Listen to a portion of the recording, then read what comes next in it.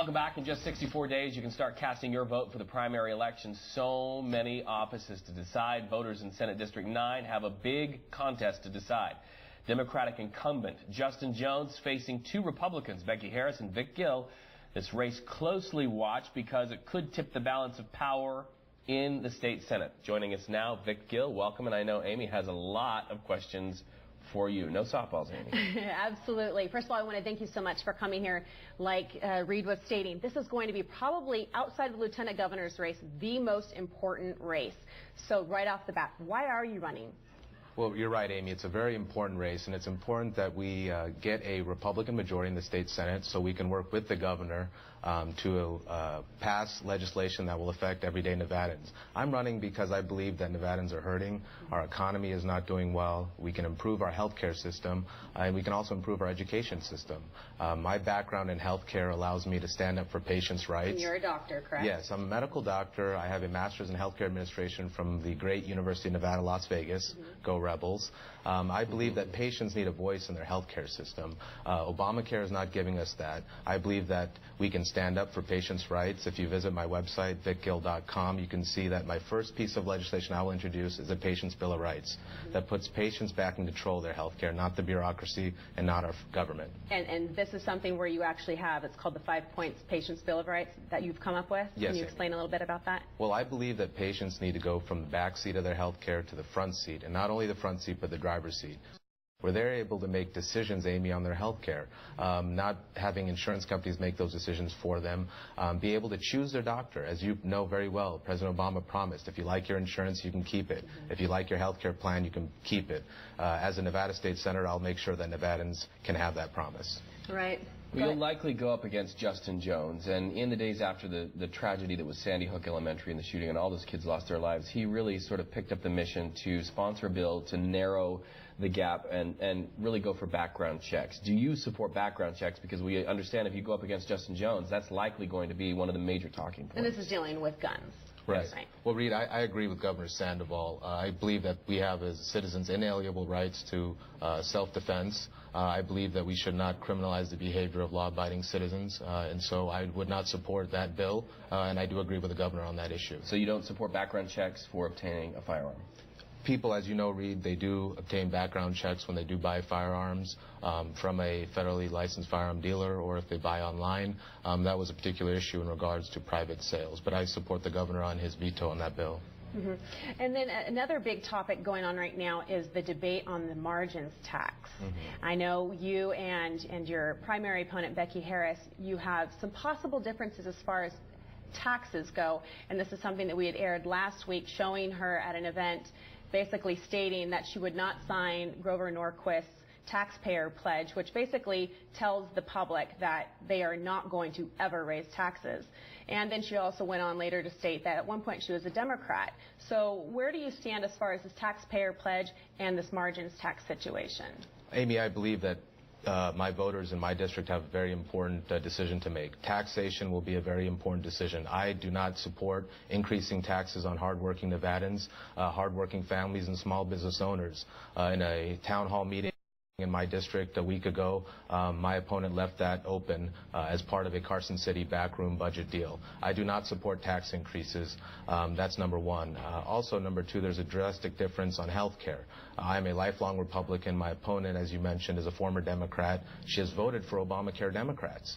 I believe patients need to get back in control of their health care, be able to have access to affordable health care.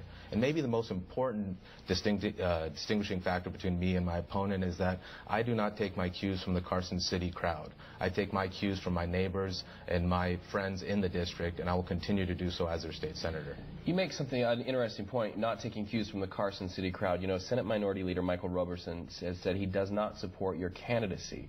That's interesting. And the big question I have is if a high-ranking Republican doesn't support your candidacy, why and how do you get over the hurdle to rank-and-file Republicans saying to support your candidacy?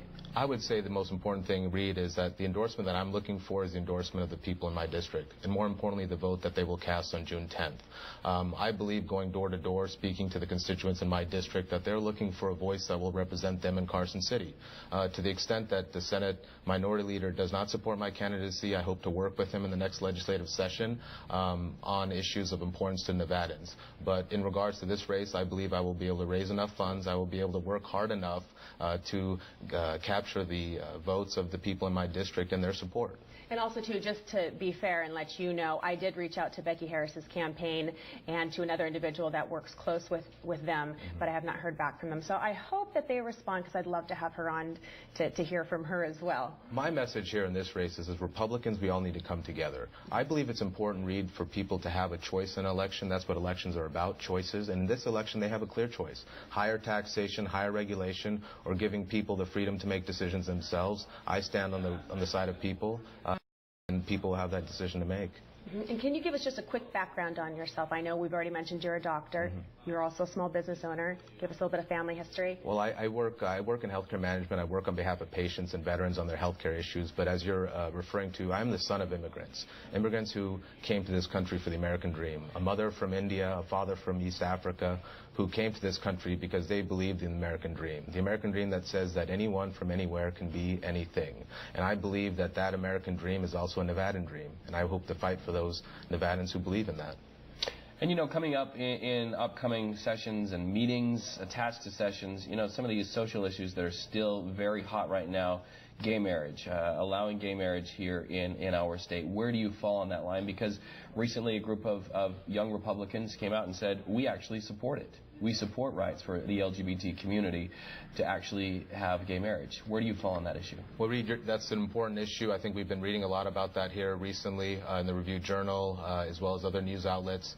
There is a challenge to Nevada's constitutional amendment defining marriage between a man and a woman. The Attorney General and the Governor decided not to defend that part of our Constitution in the 9th District. I believe ultimately it's going to become a Supreme Court decision, and that we will all have to wait and see in regards to their decision. But I believe that we should not discriminate against anybody, and I believe that we should focus on the issues that people are thinking about today. Do we have a job, the jobs necessary for our economy? Do we have health care that works for all Nevadans? And those are the issues that I'm going to focus on in this election. And speaking of the health care, you know, we're just now learning that the Nevada Health Exchange has turned into such a mess, which is unfortunate. How would you go about in working with the governor and working with the other legislators and trying to clean this up? Well, I think the main thing, Amy, is that the health insurance exchange, Nevada Health Link, is not working.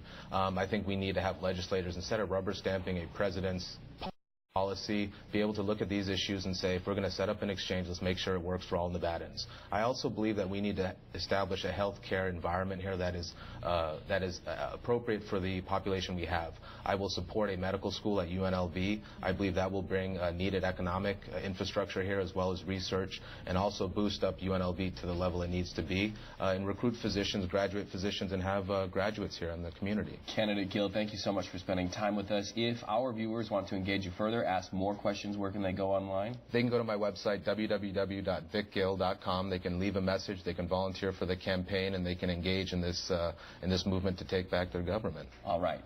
You'll be back for your last point. We'll be right back.